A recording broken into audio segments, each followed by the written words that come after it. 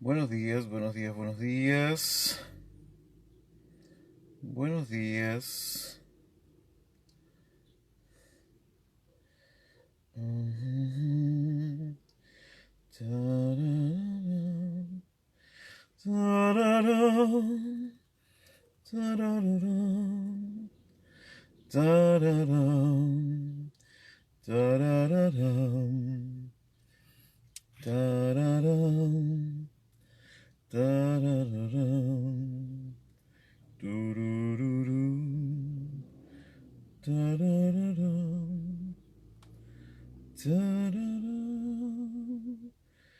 Tarararán, tarararán, tararán, tarán, marabararún, dururururún. Buenos días. Para quienes vayan llegando a la sala de clases, les envío un fuerte abrazo y vamos a enviar inmediatamente el enlace de la clase de hoy.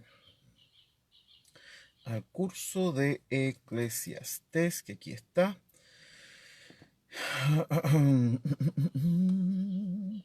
Ahí está la transmisión. Y ahí estoy cantando. Ahí sí. Entonces, copiar y buenos días. Aquí el enlace de la clase de hoy. Ahí está, ahí se fue. Listo.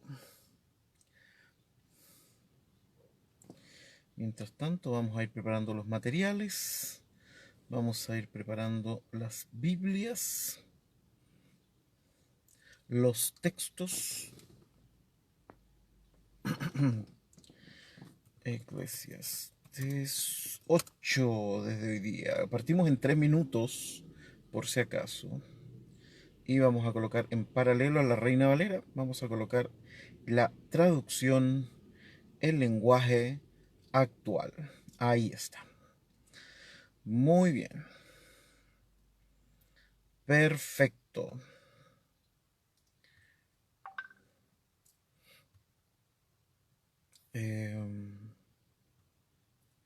Ya, ahí está.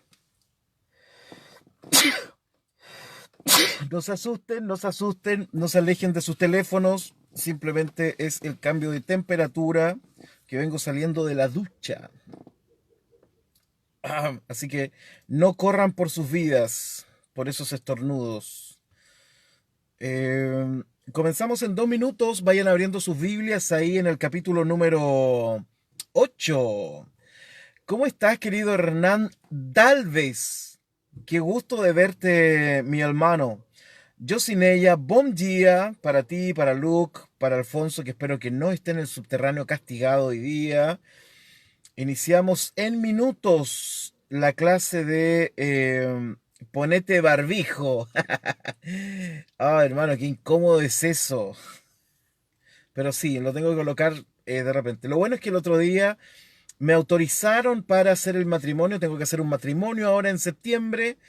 Gracias, Rulo. Tengo que hacer un matrimonio en septiembre y me autorizaron a estar sin barbijo, pero a una distancia de por lo menos 2 metros, digamos, porque además soy el que más habla en el matrimonio.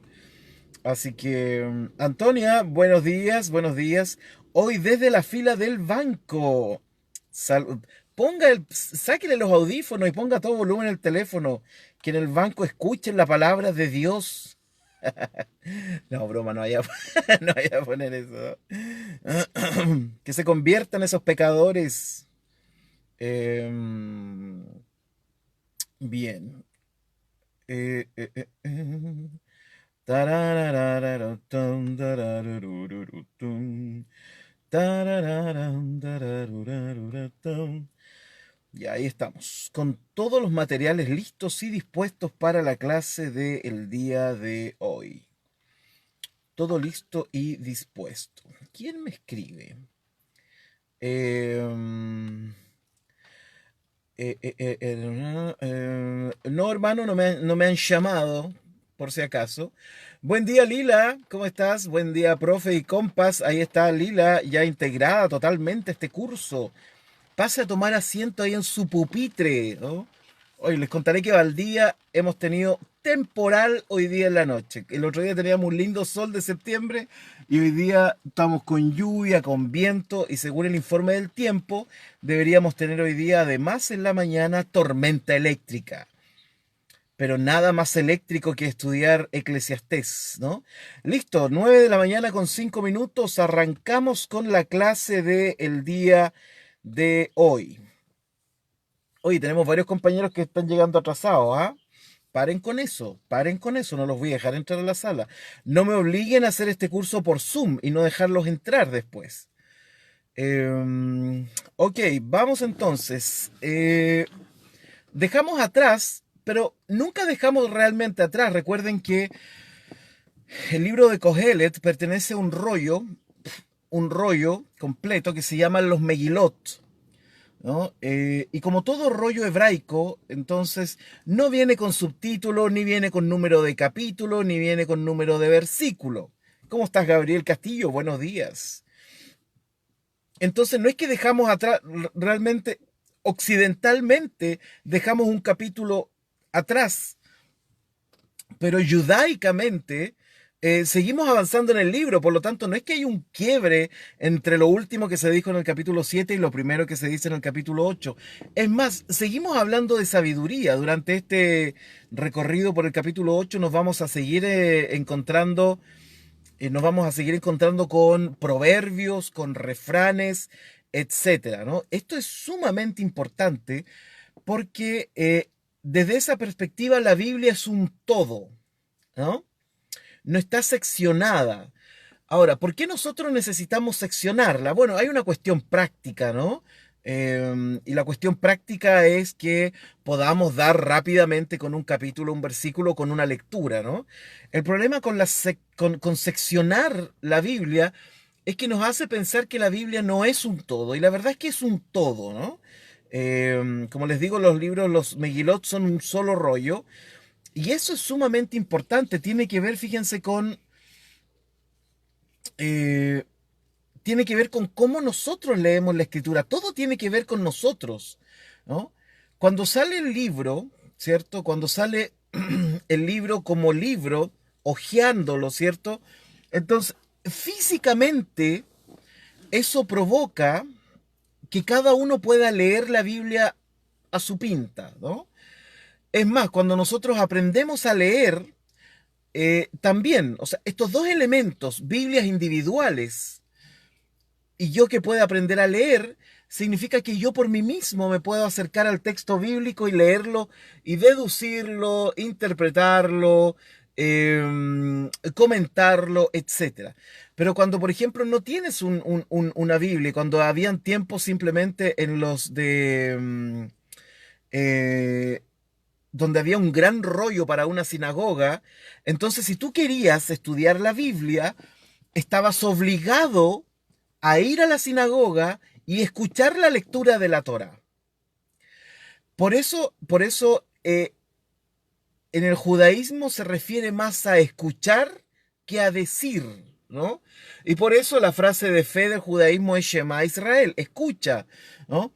Porque el acto de escuchar implica necesariamente un acto de un otro que lee mientras yo escucho. Por lo tanto, en el escuchar hay por lo menos una comunidad mínima, la mínima comunidad.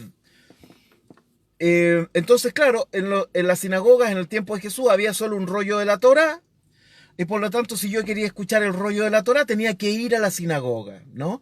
Tenía que ir. ¿Se acuerdan en Esdras cuando encuentran el rollo de la ley? ¿Y qué fue lo que hicieron los judíos cuando escucharon no me acuerdo en qué libro está esa historia, ¿no? Si en Crónicas, por ahí, ¿no? No me acuerdo.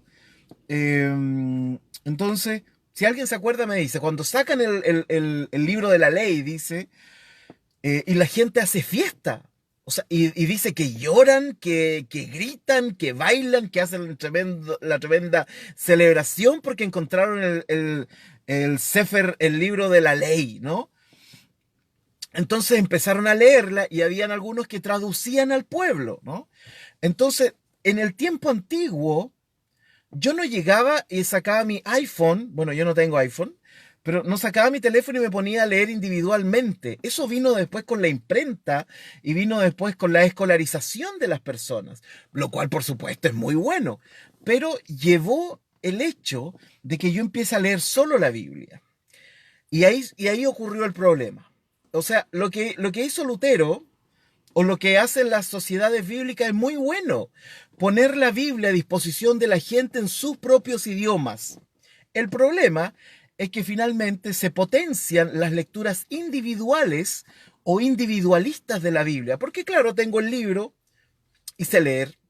En cambio, en la antigüedad, la gente no sabía leer y por lo tanto tenían que ir a un lugar y por ende la experiencia de la escritura o de la lectura era un escuchar comunitario. Y eso es, como diría mi amiga Cristina, es otra vaina, ¿no? Es otro asunto. Cuando yo tengo que ir al lugar, es como cuando usted va a la iglesia, ¿no?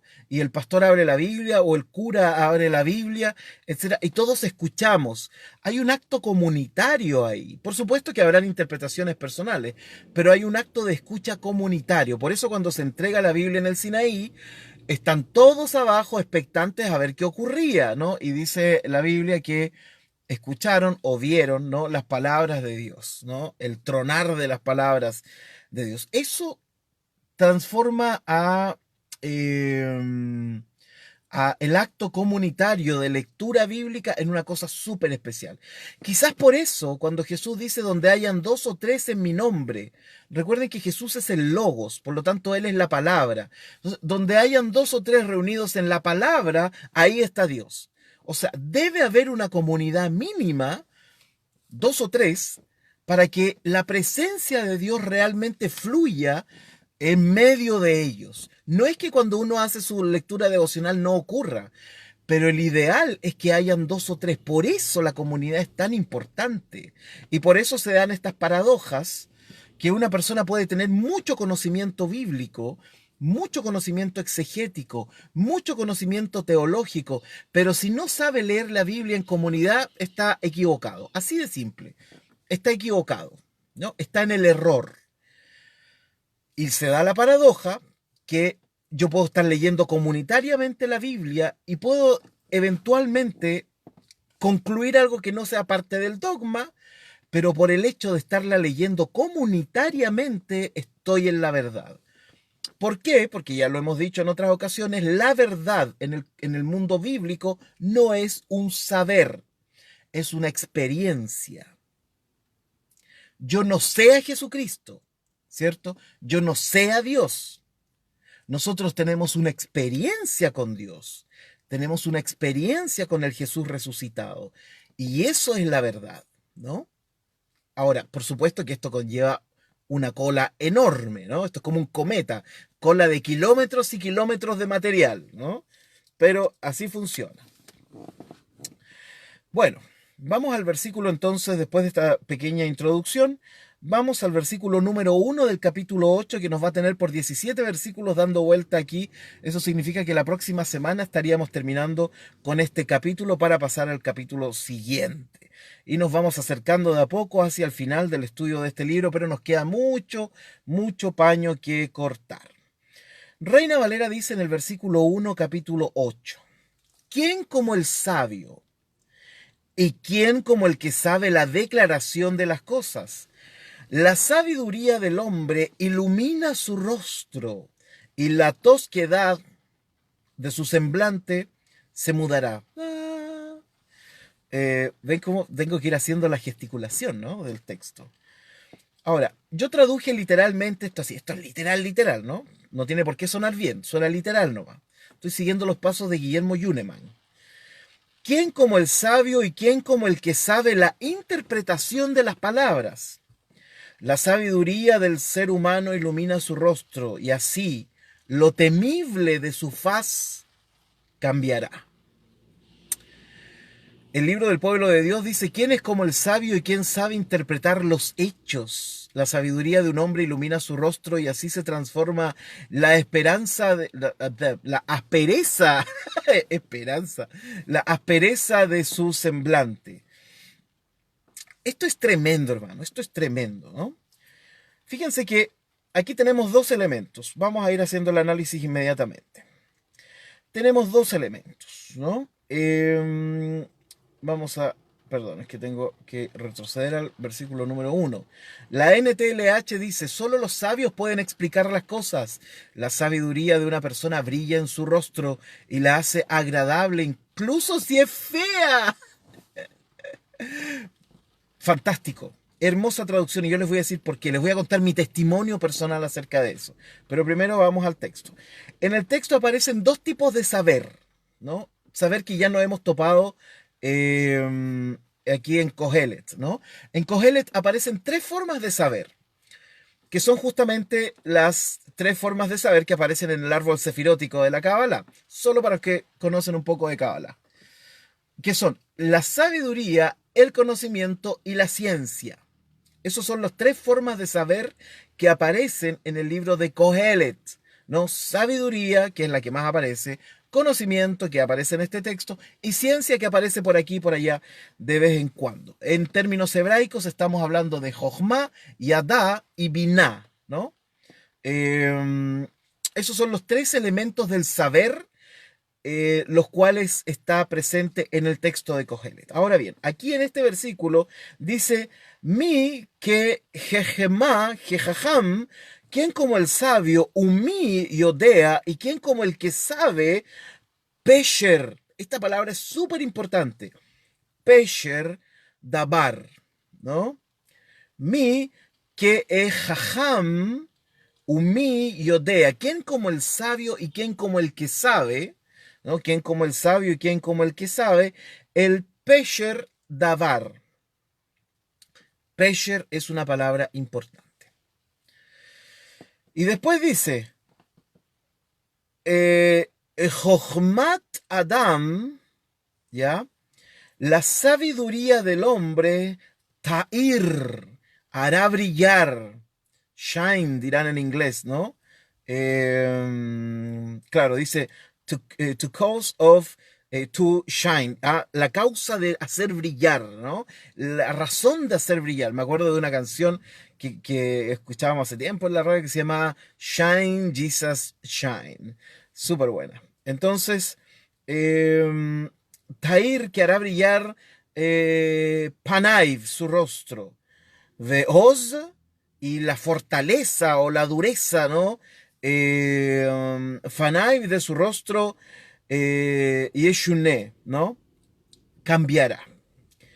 Bien, veamos lo siguiente.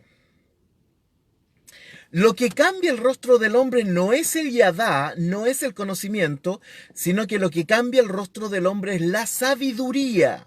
Esto es importante, ¿no? Este cambio es iluminador. No es la ciencia o el conocimiento lo que cambia el rostro del hombre. ¿Por qué? Porque la ciencia y el conocimiento viene desde afuera. Lo único que yo tengo que hacer es estudiarlo. Nada más que eso. Y por lo tanto hoy día cualquiera puede acceder al conocimiento. Cualquier persona puede acceder al saber. Tenemos internet. Tenemos bibliotecas digitales enormes sobre las cuales podemos encontrar prácticamente todos, y los más pecadores podrán descargar todos los libros que quieran, ¿no? Desde cualquier plataforma, ya todos conocen las mañas de Internet, ¿no? Entonces, el conocimiento está a disposición.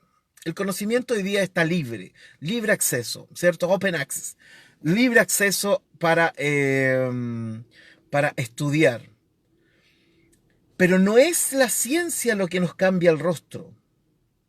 No es la ciencia, como dice la traducción de la Yosineia, que cambia nuestro rostro feo, ¿no?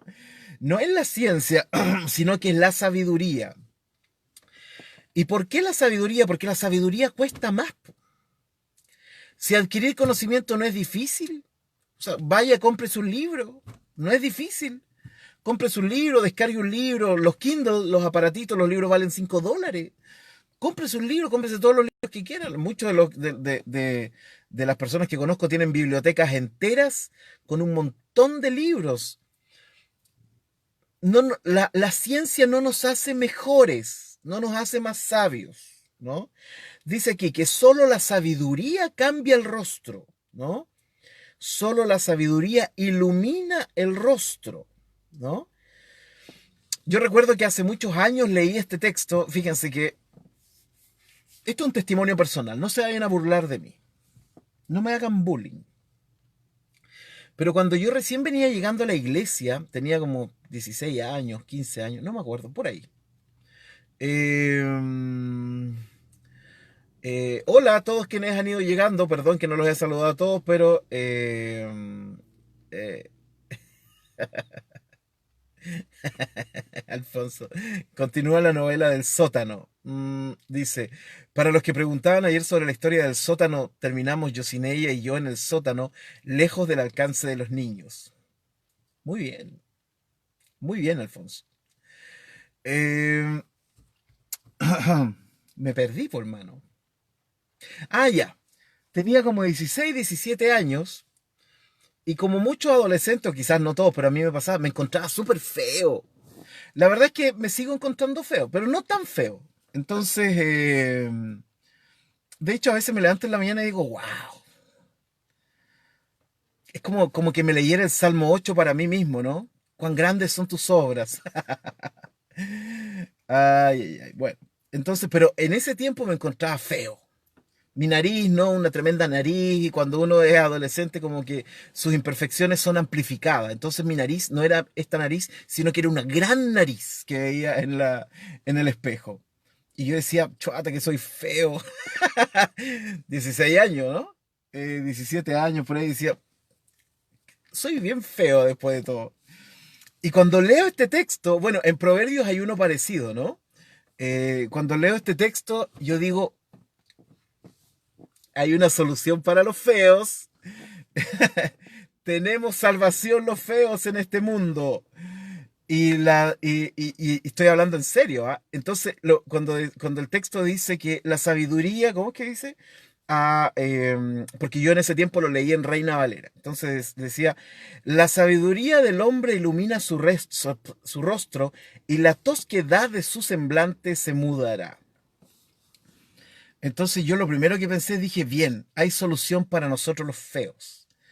Y la solución para mí, bueno, en ese tiempo yo sabiduría era sinónimo de estudiar, ¿no? Y de leer. Entonces yo dije, eh, entonces yo dije, bueno, si me pongo a leer y me pongo a estudiar, que es lo único que me queda, porque ya no puedo arreglar este rostro, pero quizás si me hago un poquito más inteligente no sea tan feo. Eh, y de ahí leí muchos libros y no cambiaba la imagen que estaba en el espejo. Eh, la verdad es que no sé si cambió mucho con el tiempo, pero ahora ya me río de esto, ¿no? Pero en ese tiempo yo sufría con estas cosas. Como adolescente, ¿no? Uno sufre con estas cosas, ¿no? Entonces, y por este texto, ¿no? Yo, bueno, no por este texto, pero este texto como que me ayudó. Entonces yo dije, hay solución para nosotros los feos. Y la solución es ser sabio. Y para ser sabio hay que leer, ¿no? Hay que leer, hay que estudiar, hay que indagar, etcétera.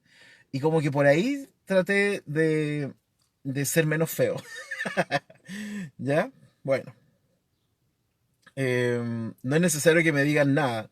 Algo así como, no, Emir, no eres feo, etcétera. Pero ponte barbijo mejor. Bueno, mira, lo importante es que mi señora no me encuentra tan feo. Así que eso ya eso es importante. Sigamos. Por otro lado, la palabra fanim, que viene del hebreo, ¿no? Fanim, rostro, también significa delante de, ¿no? Indicando entonces que la sabiduría permite al sabio poder cambiar lo que tiene enfrente. ¿Qué es esto? Uno podría preguntar, ¿puede cambiar su realidad? Puede ser. O las cosas como son. Ahí radica la importancia de lo que dice aquí, la interpretación de las palabras.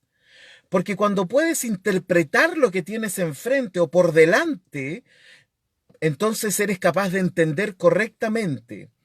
De ahí la importancia de poder saber que toda realidad puede ser reinterpretada con conocimiento y sabiduría. Hernán dice, los que iban al colegio secundario sin los libros de estudio, pero con las venas abiertas de América Latina y escuchando a Silvio Rodríguez, cool, mata belleza de rostro griego. Buena, buena. Pero yo no, por mano, yo en la secundaria no, todavía no daba pie con bola, como decimos por acá. Eh, entonces, ojo, a que el texto habla, el texto dice literalmente, ¿quién como el sabio y quién como el que sabe pesher davar? No, pesher davar, ¿no? Humillo dea pesher davar, eso significa, ¿y quién como el que sabe interpretar las palabras? Eh, ¿Quién como el que sabe interpretar las palabras? Esto es súper importante, ¿no? El pesher, la interpretación, así se le llama, ¿no? En hebreo esa es la palabra correcta, la interpretación, ¿no? Nosotros diremos que viene del griego hermeneuo, ¿no? Que de ahí viene hermenéutica, ¿no? Bueno, en hebreo es pesher, ¿no? Esa es la palabra, la interpretación. Eh, entonces, fíjense qué interesante. ¿Y quién como el que sabe interpretar las cosas? Ahí radica la sabiduría. Eso significa que tiene que ver con todo lo que hemos dicho de Kohelet. O sea, Kohelet mira la realidad, pero intuye que detrás de la realidad hay otra realidad, ¿no? Entonces, esto significa Yodea Pesher Davar, ¿no? Saber interpretar las cosas o las palabras, ¿no? Ahí radica la sabiduría. Por eso nosotros no podemos leer el texto siempre literalmente, porque tenemos que saber Yodea Pesher Davar, saber interpretar las palabras. Tenemos que saber interpretarlas. Y vamos a hablar sobre esto en 2 segundos, no, más que eso. En unos minutos vamos a hablar acerca del interpretar las palabras. Entonces, por supuesto que eso conlleva un riesgo, absolutamente, ¿no? Y en el judaísmo se pusieron ciertos cortafuegos, ciertos firewalls, para que nadie se pase de rosca con la interpretación bíblica. Pero la verdad es que en el judaísmo siempre se pasaron igual, ¿no? Eh, entonces, por lo menos el campo interpretativo, ¿no? El campo hermenéutico es enorme en el judaísmo, mientras que en el cristianismo suele ser un poquito más limitado. Eh, entonces, fíjense, anoten esta frase. Yodea Pesher Davar sabe, ¿no? ¿Y quién? Humillo Yodea Pesher Davar. ¿Y quién sabe interpretar las palabras? Mira, qué interesante lo que coloca Alfonso de la Septuaginta. ¿Y quién sabe separar las palabras? Qué bueno. Muy cabalístico eso, ¿ah? Muy cabalístico, hermano. Cuidado, cuidado con eso. Eh, Entonces, ahí radica la sabiduría. ¿Y qué ocurre cuando tú sabes interpretar las palabras? Pasan dos cosas. O pasa esencialmente una. Cuando tú sabes, Yodea Pesher Davar, cuando tú sabes interpretar las palabras, significa que tú sabes que la realidad que tienes al frente, un texto, o una realidad, o una persona, es solo la cáscara de lo que realmente existe. Es solo la cáscara. La persona, la personalidad es solo la cáscara de y lo que importa es lo que hay detrás. Entonces, cuando aquí dice Yodea Pesher Dava y sabe interpretar las cosas, tú inmediatamente sabes que no puedes ser fundamentalista, pero automáticamente, porque el fundamentalista no sabe interpretar las palabras. El fundamentalista simplemente mira la cáscara y dice, esto es. Y resulta que eso no es la cáscara, ¿no? Es la cáscara. Como una vez le conté esta historia que me contó esta historia Omar Cortés, mi profe, amigo, mentor, etcétera. Mi hombre sabio. Entonces Omar Cortés una vez contó la historia del té, ¿no? Y que él le había enviado una caja de té a un amigo, algo así es la historia, ¿no? Y el amigo después le manda un correo y le dice, oye, gracias, el té estaba exquisito, estaba súper rico, qué té más maravilloso, extasiado con el té. Entonces después el amigo le dice, oye, pero fíjate que al fondo de la caja del té había una caja más chica con otro té. Y resulta que Omar le dice, no, po, menso, tontín, eh, eh, como pitufo tontín, ¿no? No, pues tontín, porque todo el ramaje que estaba dentro de la caja era como el adorno o para que la caja no se moviera, y ese no era el té, po. El té era el que estaba al fondo. Y el amigo se había tomado hasta la caja del té. Entonces, esto es como una idea, ¿no? La cáscara no es la existencia. El texto y la palabra no es. Lo que yo tengo que hacer es tratar de mirar lo que hay detrás de las palabras. Por eso aquí dice, ¿y quién sabe interpretar las palabras? ¿No? ¿Quién es el sabio y quién sabe Yodea Pesher Davar? ¿Quién sabe? Eso significa que no nos podemos quedar con las cáscaras. Porque cuando nos quedamos con las cáscaras, entonces nos tomamos el té sin tomarnos el té, ¿no? Eh, entonces el sabio es el que dice, espérate. O sea, espérate. Detrás de esto tenemos que ver qué es lo que hay. E inmediatamente cuando tú corres el velo, bueno, esto tiene que ver con el Sancta Sanctorum, ¿no? Con el Sancta Sanctorum del tabernáculo, ¿no? Había una gran cortina que separaba al pueblo del arca, ¿no? Bueno, lo que importa no era la cortina. Y lo que importa no es el tabernáculo. Lo que importa es el arca. Pero es más, el arca tampoco importa. Importan las tablas de la ley que están en el arca. Oh, pero es más, tampoco importan las tablas de la ley como dos pedazos de piedra. Importan las letras que están puestas ahí que nos dicen cosas. Si ustedes se fijan, uno puede pasar del tabernáculo al lugar santo, del lugar santo al lugar santísimo, del lugar santísimo al tabernáculo, o sea, al arca, del arca a las piedras y de las piedras a las palabras. Entonces siempre detrás de una realidad existe otra. Y por lo tanto el sabio, por eso el sabio es pacífico. Porque se da cuenta de que detrás de esta realidad que le están mostrando hay otra realidad. Y detrás de esa hay otra más, ¿no? El físico entre nosotros lo sabe muy bien. Detrás de esta realidad existen otras realidades en el mundo de lo más pequeño o en el mundo de lo más grande, ¿no? Entonces, ¿quién sabe interpretar las cosas? Porque davar significa cosas o palabras. ¿Quién sabe interpretar? Ese es el sabio. El no sabio es el que mira nomás y dice, ah, no, esto es así, y no pasa para atrás, ¿no? Por eso nosotros escapamos del fundamentalismo, ¿ya? No es que un día nos levantamos en la mañana y dijimos, ay, ¿cómo le hacemos la vida imposible a Donald Trump y todos sus republicanos seguidores? No es así, sino que uno sabe que detrás de existe la verdad o algo que podemos encontrar parecido a la verdad, ¿no? Bueno, la TLA dirá al final, el que es sabio siempre se verá sonriente y amable. De ahí que la sabiduría, pero me gustó la traducción de la Yossi, ¿no? ¿Cómo era que decía que uno no va a dejar de ser feo?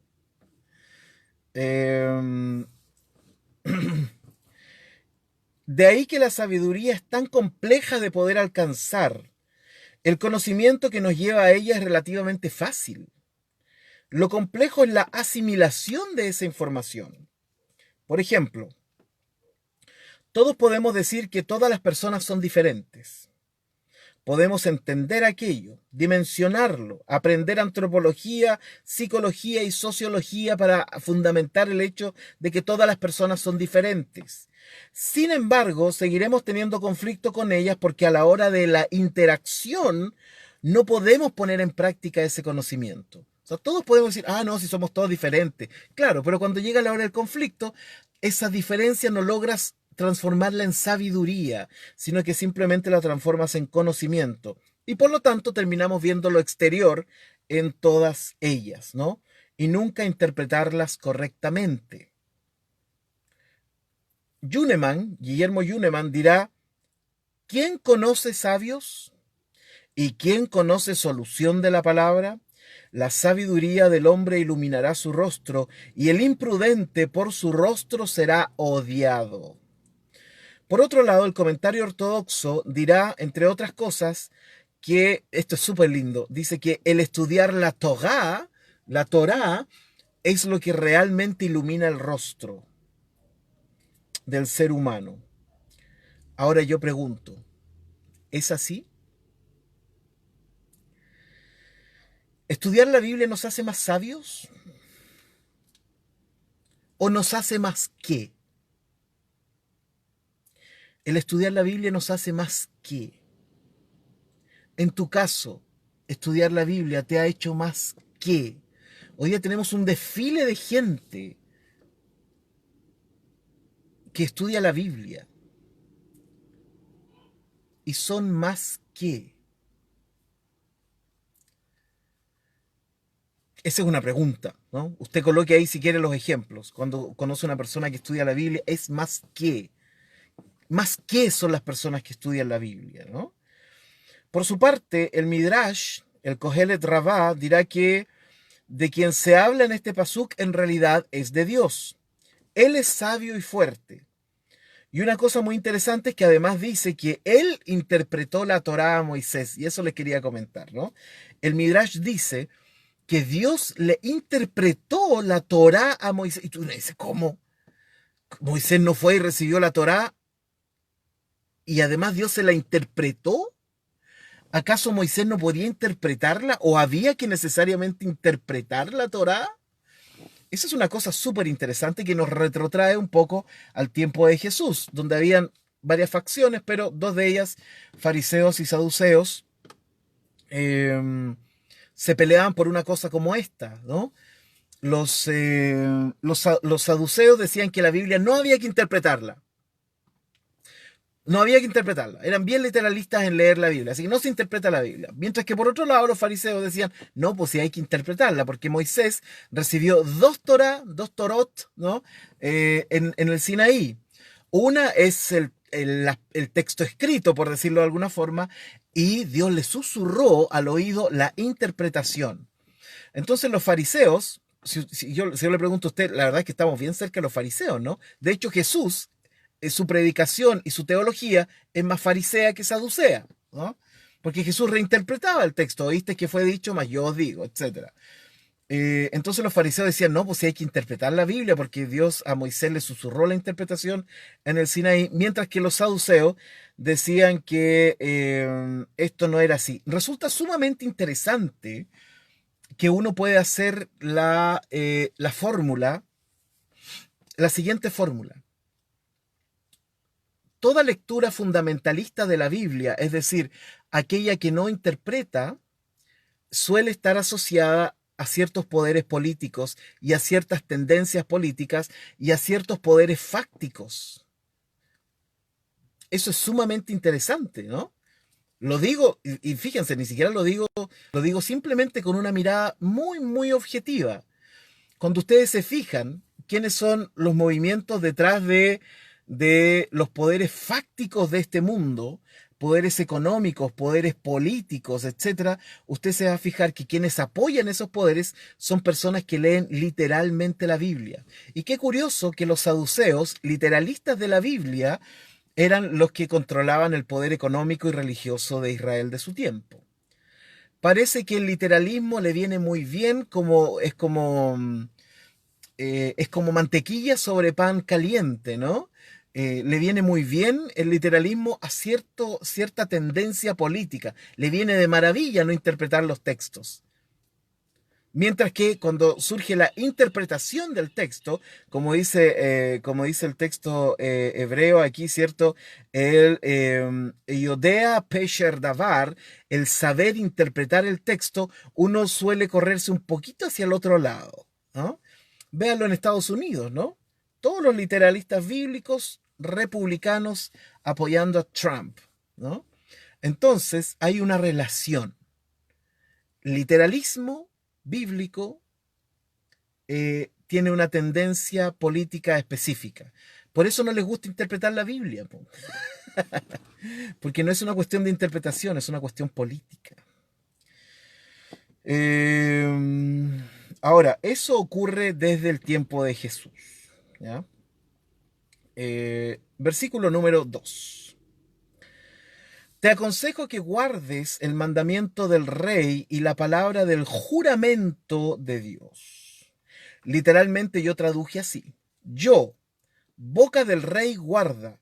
Y respecto de lo que haces con el juramento de Dios, ¿alguien lo entendió? No, pues yo tampoco. Esa es mi traducción, inentendible. Así que tuve que recurrir a la TLA, que dice, yo creo que debemos obedecer al rey si así lo hemos jurado ante Dios. Clarita la interpretación, ¿no? Claro, la traducción. Por otro lado, el comentario ortodoxo dice, ¿y cómo dice?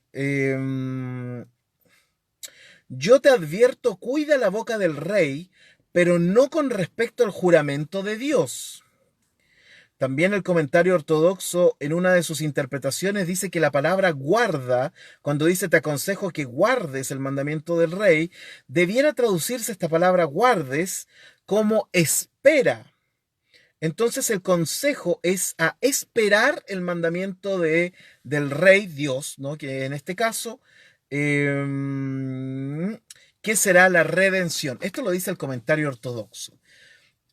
Yosinella colocó, obedece las órdenes del rey porque tú, en presencia de Dios, has jurado serle fiel. Uy, ay, ay, ay, me dolió. Me dolió esa traducción. ¿Por qué? ¿La escucharon? Está súper interesante. Dice, obedece las órdenes del rey porque tú, en presencia de Dios, has jurado serle fiel. Bueno, esto lo escribe un rey, así que le conviene decir eso, ¿no? Ya habíamos hablado acerca de esto, ¿no? Cómo los reyes les conviene que la gente crea que fueron puestos por Dios, ¿no? Como en la película, pucha, que es buena esa película. ¿Ustedes se acuerdan de los tres mosqueteros? Alejandro Dumas, obvio, ¿no? Eh, Al cual sigo leyendo hoy día, ¿no? Sigo leyendo El Conde de Montecristo. A veces en las noches me acuesto y recuerdo mi juventud cuando leía, como a los 14 años, leí El Conde de Montecristo. Fíjense, 14 años, han pasado 30 años y he vuelto a leer El Conde de Montecristo. Pero bueno, estaba hablando de la película, ¿no? La película Los Tres Mosqueteros, donde trabaja Leonardo DiCaprio. Qué buena la película, pero qué buena la película. Y en una parte, el Leonardo DiCaprio que hace del rey malo, digamos, dice, porque Dios me ha puesto en este lugar. Eh, Antonia dice, yo digo obedece al rey porque lo has jurado ante Dios. Miren, esa es la NBI. El libro del pueblo de Dios dice, observa la orden del rey y esto a causa del juramento hecho a Dios. Interesante, ¿no? Ahora bien, el Midrash tendrá una muy interesante interpretación de este texto. Dice, respeta el yo que sale de la boca del rey. Está buena, ¿no? Respeta el yo que sale de la boca del rey, indicando que esto habría que leerlo junto al mandamiento que dice, yo soy el Señor tu Dios, ¿no? Que te sacó de la tierra de Egipto y no harás imagen, etcétera, y todo eso. Entonces, ese yo, respeta el yo que sale de la boca del rey, en este caso el rey sería entonces Dios. Bueno, aquí es imposible pensar que Salomón escribe como rey, ¿no? Te aconsejo que guardes el mandamiento del rey. Por alguna razón escribió esto.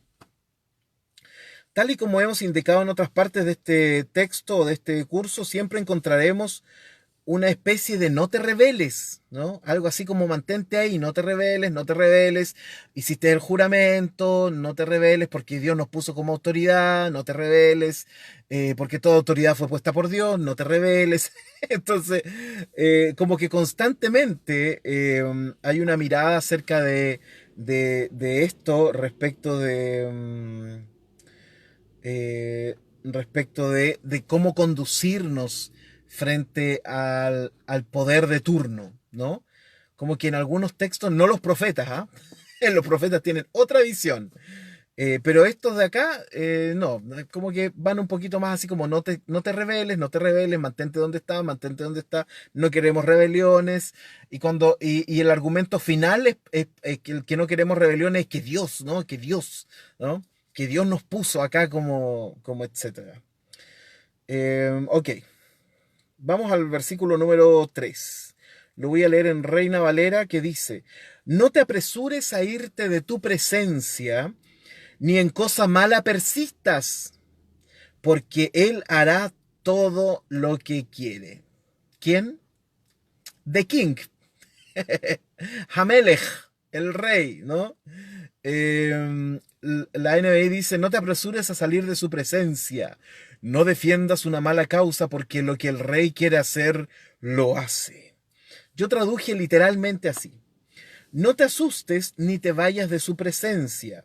No persistas en palabras sin sentido, porque Él hará lo que quiere.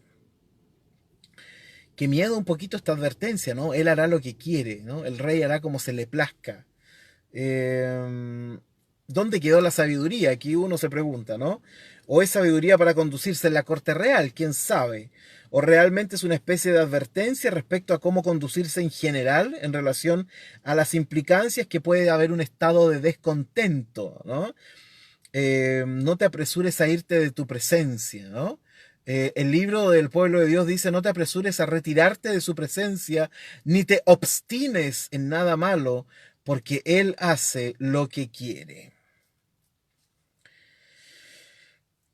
Del comentario ortodoxo saqué dos ideas fundamentales para poder interpretar este texto. Primero, no irte de su presencia se refiere a la cuestión meramente sacramental o la vida devocional. Si te apresuras a hacerlas, no las haces por amor, sino por obligación. Sobre esto debemos siempre preguntarnos qué me motiva a realizar actos religiosos. De ahí que el Shulchan Aruch, un resumen del código de leyes judías, escrito en la Edad Media, en España, si no me equivoco, indique que uno no puede salir corriendo de un servicio religioso para que no parezca que es una carga ese servicio antes que una bendición. Lo que está diciendo este texto es como lo que a veces hacemos cuando oramos por los alimentos, ¿no? Estamos con el tenedor listo, la carne picadita, la boca bien abierta, y alguien dice, oremos. Bueno, me parece pío hacerlo. Y uno espera que la oración sea rápida. Bueno, lo que quiere decir este texto, trayendo un poco esta información, es que no cumplas con estos preceptos por rapidez, porque tienes que hacerlo. Por eso dice, no salgas rápido de su presencia. Entonces, en un buen trozo de la interpretación del comentario ortodoxo dice, tiene que ver con que cuando realices una mitzvot, no estés así como ya tengo que hacerlo para irme rápido. Porque eso significa que lo que estás haciendo es un deber y una obligación que no te gusta, ¿no? Entonces, claro, yo me preguntaba por lo mismo, ¿no? Cuando bendecimos los alimentos, etcétera, que generalmente así como ya que sea rapidito, no, porque hay que cumplir con el mandamiento, ¿no? Porque hay que cumplir con la piedad, ¿no? La piedad. Entonces, como que nadie presta atención al contenido de la oración, etcétera, listo, terminemos rápido nomás porque el olor de la comida sube, sube y sube. Entonces, este texto se referiría en una primera instancia al no salir rápidamente de la presencia, en que no hagamos eso, en que no hagamos actos rituales porque tenemos que hacerlo y me tengo que apurar, ¿cierto? Pucha, justo me toca el devocional ahora ya, rapidito nomás, porque eso indicará que no quieres estar en la presencia de Dios. Entonces, mejor que no lo hagas, ¿no? Esa es una interpretación que me parece sumamente interesante, ¿no? Porque cuántos actos rituales nosotros hacemos, los cuales son como eso, ya, pues, apuremos no, ya, apuremos no. Ahora, por supuesto, no hacerlo o tener esta especie de honestidad a toda prueba, puede implicar también que uno se vaya vaciando espiritualmente. O sea, ahí hay que mantener de alguna forma el equilibrio. Y la segunda interpretación que hace el comentario ortodoxo a razón del no te apresures a irte de tu presencia es que quiere decir que cuando vengan los momentos de aflicción, no te apresures a abandonar a Dios, ¿no? Porque cuando vienen momentos complicados pasan dos cosas para los creyentes culturales y creyentes espirituales. Pasan dos cosas. Uno, que alguien dice, no, sabes que en realidad ya Dios no es un tema, esto voy a tener que solucionarlo solo porque Dios no sé qué, papá, y se van de la presencia de Dios. Entonces, a ese tipo de personas apuntaría esta segunda interpretación, ¿no? No te apresures a irte de tu presencia, lo que quiere decir que cuando vengan momentos de aflicción, no te apresures a abandonar a Dios. La traducción NTLH, el rey puede hacer lo que quiera, no tengas prisa por salir de su presencia y no insista en hacer lo incorrecto. Qué buena traducción. Qué buena traducción. Ya, y hasta aquí llegamos. Sería todo por el día de hoy. Avanzamos a velocidad crucero con nuestros tres versículos. No se olvide de leer el capítulo 8 en la TLA, en la traducción que yo recomiendo para leer este texto. ¿Ya? Así que hasta aquí nomás llegamos con el avance de nuestros tres versículos. Mañana, Eclesiastés capítulo 8, versículo 4, 5 y 6. Y vamos avanzando, ¿no? Voy a tratar de terminar el capítulo 8 la próxima semana antes antes del jueves, porque yo no voy a hacer clases ni jueves ni viernes de la próxima semana, porque en Chile estamos celebrando el mes de la patria. Y por lo tanto, jueves y viernes no voy a ver la luz del sol seguramente. ¿Ah? Así que solo vamos a tener clase lunes, martes y miércoles la próxima semana. Así que vamos a ver si podemos ir alcanzando a terminar el capítulo 8. Ahí vamos a ver. No tenemos apuro y no me quiero apurar tampoco. Un abrazo celeste, un abrazo lila, un abrazo para todos. Que tengan una gran jornada. Que sea un lindo día y seguimos estudiando mañana y nos vemos, si Dios quiere, también mañana. Ahí estoy hablando. Bendiciones y acá estamos celebrando el mes de la Biblia. Oye, acá igual, pero además el mes de la patria. Entonces, qué difícil, ¿qué vino tomar? ¿Vino sin alcohol o vino con alcohol? ¿No? En Chile eso es un desafío en septiembre. Bueno, que lo pasen bien, cuídense. Esta próxima semana, a los que son de fuera de Chile, les voy a enseñar a hacer terremoto. Por si acaso, es parte de este curso. Ya, pásenlo bien, nos vemos. Chao.